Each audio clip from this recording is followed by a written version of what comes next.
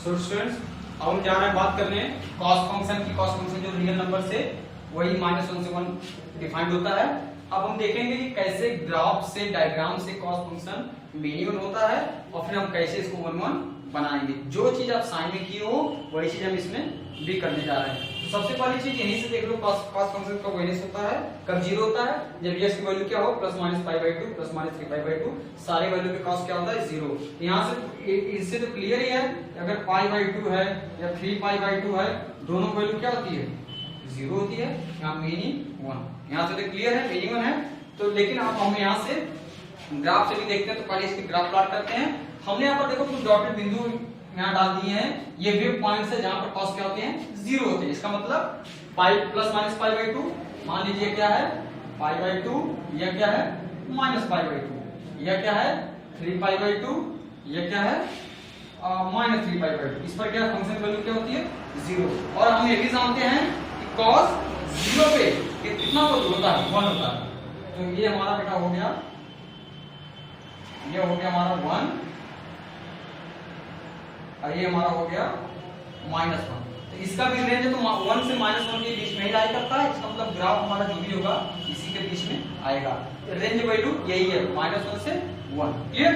अब देखो 0 से π/2 फर्स्ट इंटरवल ASTC बात करते हैं, तो पहले में तो cos क्या होता है पॉजिटिव होता है, ऑल पॉजिटिव। तो डेफिनेटली यहां से यहां पर क्या आएगा cos पॉजिटिव। इसका मतलब ग्राफ हमारा फर्स्ट क्वाड्रेंट में ही बनेगा।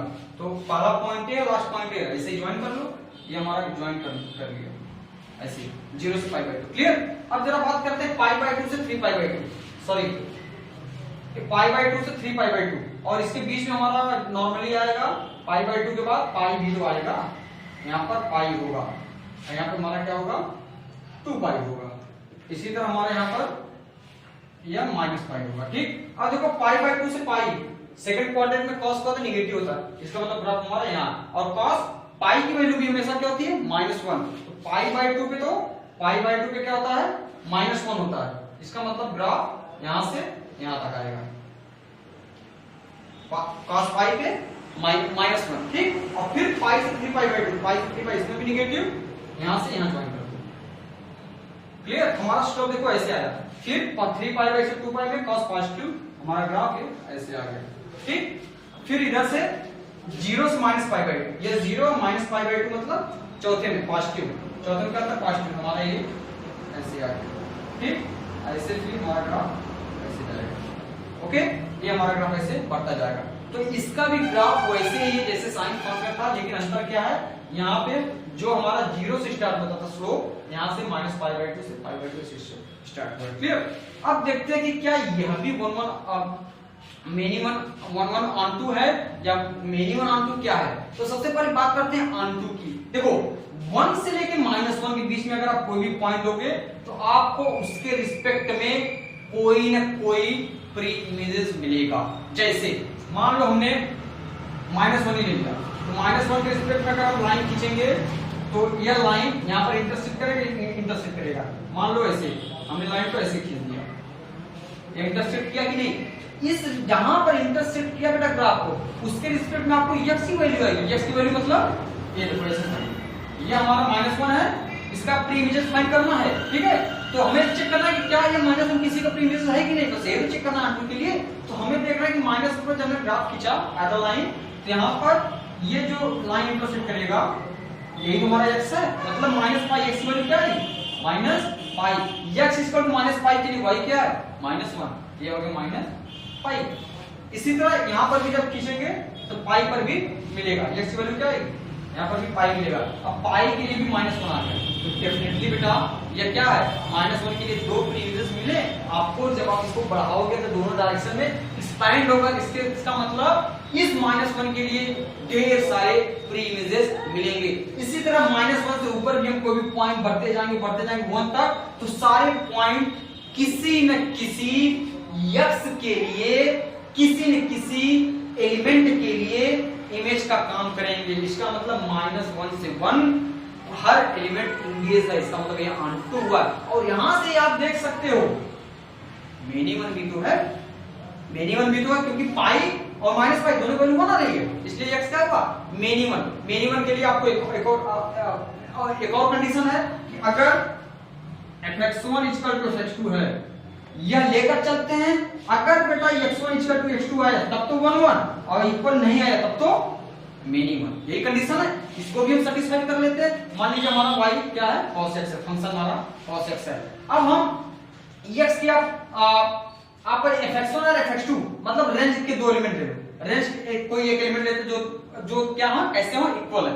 तो मान लो रेंज के एलिमेंट हमने ले लिया cos x को मान लो हाफ, मान लो क्या मान लिया हाफ। तो बेटा हाफ कहां लाई करेगा, हाफ लाई करेगा आपका यही जीरो से बीच में, यही हाफ है ना, अब देखो हाफ के रिस्पेक्ट में, इस हाफ के रिस्पेक्ट में हमने यहाँ क्या लिया, यहाँ पर हमने हाफ लिया है। इस हाफ के रिस्पेक्ट में हम चेक करना चाहते हैं कि कितने प्रीवियस, ठीक। अब देखो इस हाफ के रिस्पेक्ट में अगर हम लाइन खींचते हैं, लाइन हमारा ऐसे आता है, ठीक। तो यहाँ पर पहला पॉइंट यहाँ इंटरसेक्ट है, इसका मतलब यहाँ, तो जो यह मिला या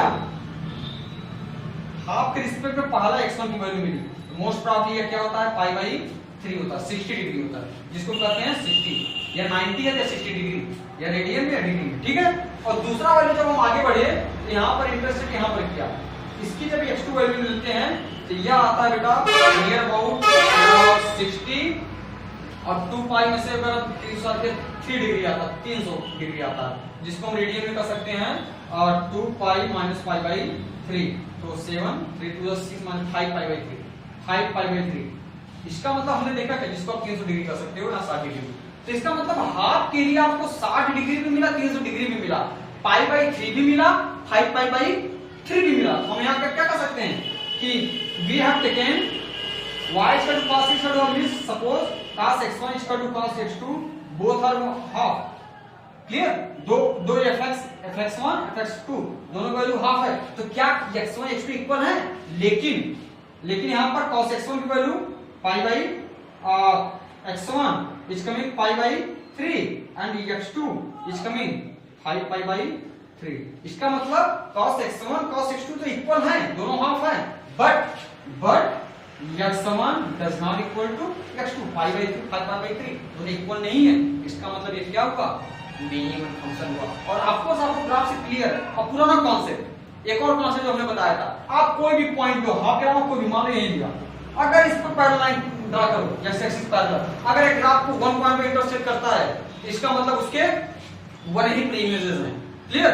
और मान लो यहाँ पर ऐसे हम ड्रा कर रहे हैं, एक यहाँ ऐसे ढेर सारे मिल रहे हैं, इसका मतलब क्या 1 1 नहीं, क्लियर। अब सब बात करते हैं कि इसको भी 1 1 कैसे बनाएंगे, इसको 1 1 कैसे बनाएंगे। पुराना कॉन्सेप्ट सेम चीज, जो आपका रियल नंबर है इसको आप इंटरवल में स्प्लिट करो, छोटे छोटे स्पैन में स्प्लिट करो, और ऐसा पार्ट हम लेंगे, ऐसा इंटरवल लेंगे जिसमें अगर -1 से 1 पहली चीज तो वह पार्ट भी -1 को 1 के बीच में लाई करनी चाहिए, और दूसरी चीज हर एक पॉइंट के लिए सिर्फ एक ही पॉइंट मिलना चाहिए जो ग्राफ को इंटरसेक्ट करे, ग्राफ को इंटरसेक्ट करने वाला केवल एक पॉइंट मिलना चाहिए। तो बेटा ऐसे यहाँ पर भी ढेर सारे इंटरवल पॉसिबल हैं, लेकिन जो मेन इंटरवल है वह है बेटा 0 से पाई। अब जरा इसी ग्राफ में हम आपको दिखाते हैं कि वो कैसे आता है, ध्यान से समझते रहिएगा। ये इसको हम रेज कर देते, इसका भी कोई काम नहीं है, ये इसको हमने रेज कर दिया,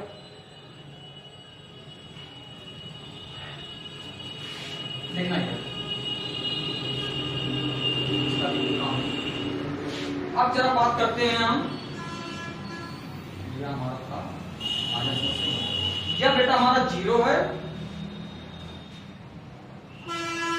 या पाई, 0 से पाई की जरा बात करो, जैसे उसमें -π/2 से π/2 बात किया था, इसमें क्या बात करना है 0 से पाई तक की बात करो, मतलब यहां से लेके इसके बीच के ग्राफ, ये हमारा ग्राफ, इसके बीच के ग्राफ की बात करते हैं। इसमें बीच में क्या है, यह है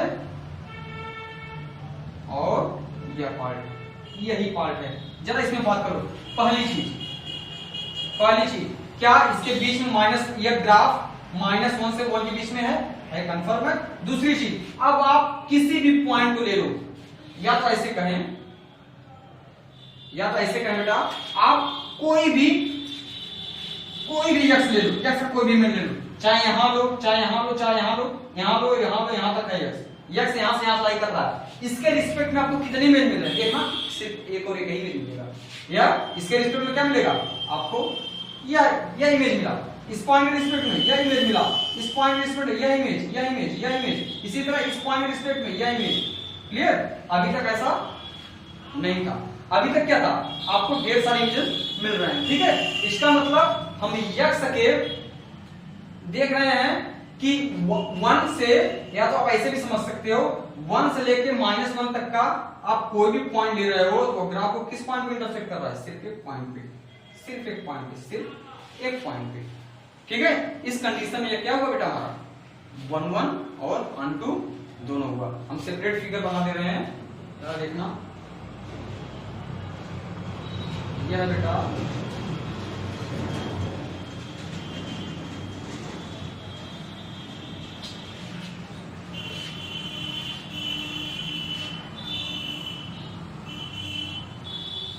ये हमारा 0 है, यह पाई है, तो हमारा ग्राफ बन जाएगा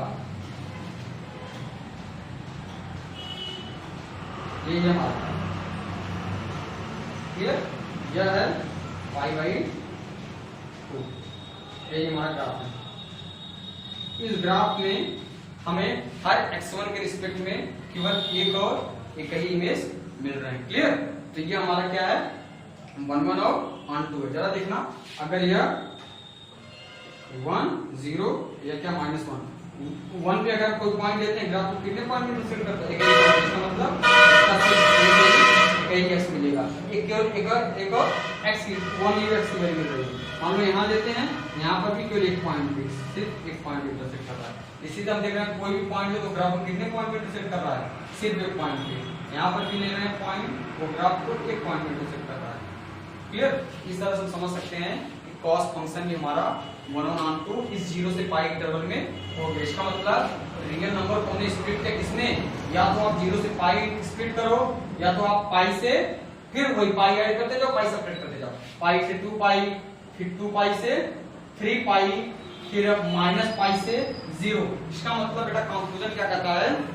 कंक्लूजन कहता है कि अगर हम कॉस फंक्शन का जो डोमेन है और रियल नंबर को छोटे छोटे इंटरवल 0 से पाई या पाई से 2 पाई या 2 पाई से 3 पाई में स्प्लिट करते हैं, तो इन केसेस में यह कॉस फंक्शन हमारा क्या हो जाता है?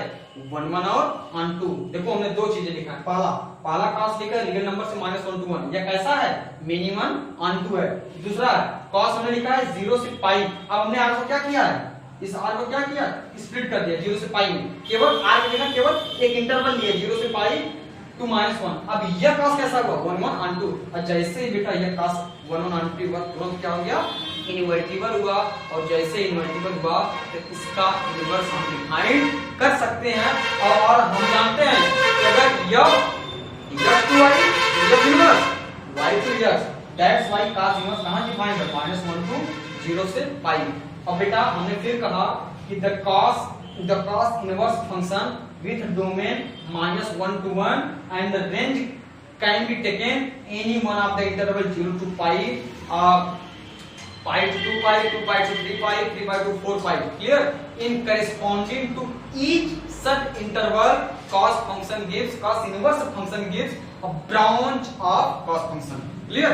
And out of this branch, the cos inverse with branch 0 to pi is said to be principal branch। जैसे उसमें क्या था?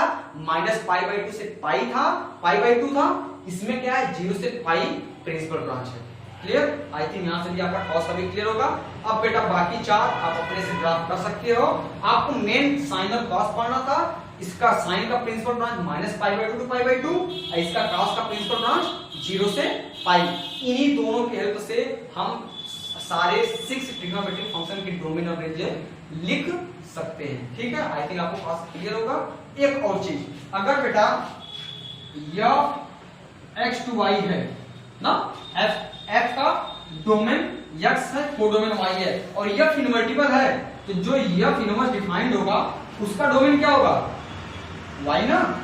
ये चीज यहां पर भी आप लागू करना। इसका मतलब जो 6 ट्रिग्नोमेट्रिक फंक्शन है उनके जो इनवर्स जब हम लिखेंगे sign inverse, cos inverse, tan inverse, तो उनके जो डोमेन होंगे, और डोमेन क्या होंगे, जो ओरिजिनल फंक्शन है उसके रेंज, मतलब जो रेंज होंगे वो इनवर्स में क्या बन जाएंगे, डोमेन। अब बात बचा क्या, इसका क्या बचा, इसका क्या बचा, रेंज बचा। इसका रेंज इसी x का एक पार्ट, मतलब एक इंटरवल। जैसे साइन में क्या है, -π/2 टू पाई है, cos में 0 से पाई है, ऐसे ही सारे 6 हम डिफाइन करेंगे। क्लियर। अब हम आपको एक ट्रिक बताते हैं जिससे आप साइन और cos के हेल्प से ही बाकी सारे ट्रिग्नोमेट्रिक फंक्शन का डोमेन और कोडोमेन निकाल सकते हो। क्लियर। Pause the video.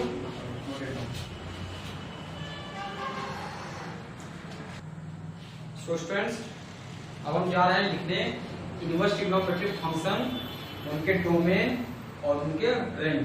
इसके पहले अभी जो पहले ने लिखा है उसको हमने शॉर्टकट में लिख दिया है। जो ओरिजिनल फंक्शन थे sin cos tan cos sec cos sec, इनके सारे डोमेन ट्रिग्नोमेट्रिक फंक्शन थे, इनके डोमेन और इनके रेंज। तो पहली चीज इनवर्स के केस में, जैसे f x2y ओरिजिनल है, f इनवर्स जब इनवर्स लेते हैं इसका डोमेन क्या होता है, y होता है ना। अब रेंज यह होता है।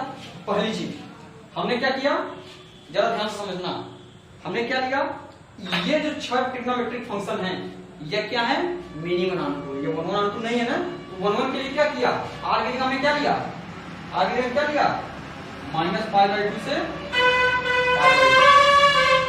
क्लियर। यहां पर cos के लिए क्या लिया, यहां पर 0 से π के लिए, ठीक है। इसी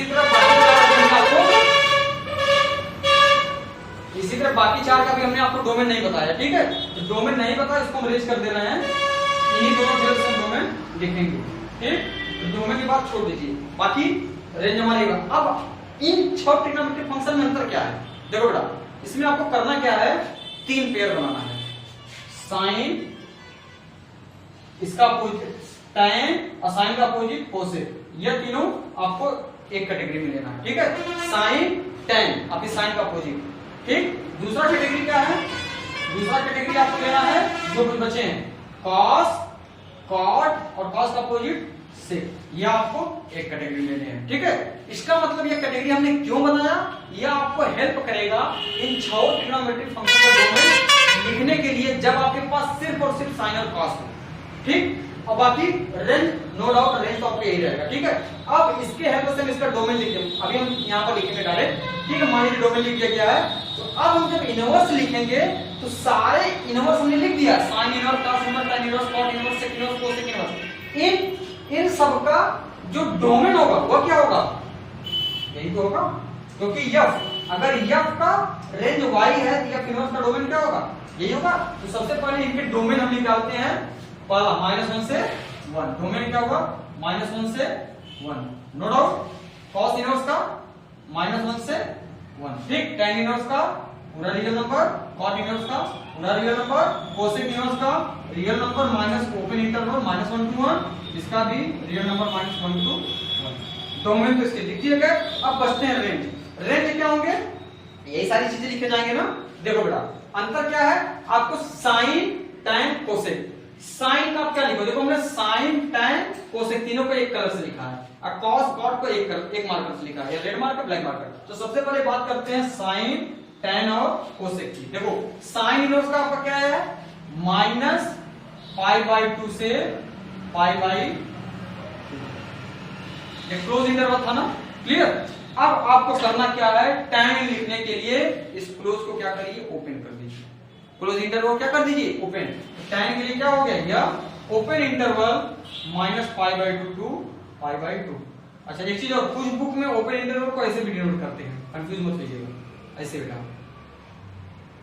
यह ओपन इंटरवल, ठीक है। आपके ऊपर डिपेंड, आप चाहे तो साइन यूज कर सकते हैं। तो नॉर्मली हम जो यूज करते हैं यही वाला स्मॉल ब्रैकेट यूज करते हैं, ये हो गया, ठीक। तो इसका मतलब -π/2 to π/2, -π/2 to π/2, ये क्लोज था, ये tan के लिए हमने क्या किया, ओपन कर दिया। अब क्या बचा, कोसेक, साइन tan हो गया, एक कैटेगरी में साइन tan हो गया, कोसेक बचा, कोसेक में भी यही रहेगा। इसका मतलब ये लिखा -π/2 जो साइन का और इसका अपोजिट का भी है, -π/2 से π/2। लेकिन बेटा इसमें से आपको एक नंबर हटाना है। -π/2 से π/2 के बीच में कौन सा नंबर आता है?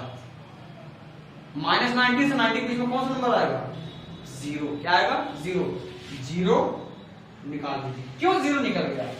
सिंस बेटा देखो जो कोसेक होता है, कोसेक यहां पर इसका डोमेन होता है -π/2 से π/2 क्लोज इंटरवल -0। क्यों -0 लिया? क्योंकि कोसेक 0 के लिए डिफाइंड नहीं है। कोसेक -π/2 से π/2 पे डिफाइंड है, लेकिन 0 पे डिफाइंड नहीं है। आपको पता होना चाहिए, पता होगा कि कोसेक 0 वैल्यू क्या होती है? इनफाइनाइट। कोसेक 0 देखो, कोसेक 0 मतलब 1/sin0 और 1/sin0, sin0 वैल्यू 0, इनफाइनाइट पर नहीं। इसीलिए कोसेक को यहां 0 हटा दिया गया है, इसलिए कोसेक इनवर्स का जो रेंज आता है उसमें 0 नहीं आता। आपको तीनों समझ में आए? अब सेम चीज आई थिंक अब आप तीनों का कॉस, कॉट और सिक्का कर लोगे, क्योंकि आपके पास कॉस बता है। फिर से देखो आपने किया क्या? साइन के लिए -π/2 क्लोज था, तो tan के लिए ओपन कर दिया, बचा साइन का अपोजिट कोसेक, सेम चीज बीच में निकाल दो, दैट इज 0। ठीक, अगर बीच का आपको नहीं समझ में आ रहा, वैसे समझो किस एंगल के लिए इसके बीच में ऐसा कौन सा एंगल है जिसके लिए कोसेक डिफाइंड नहीं है।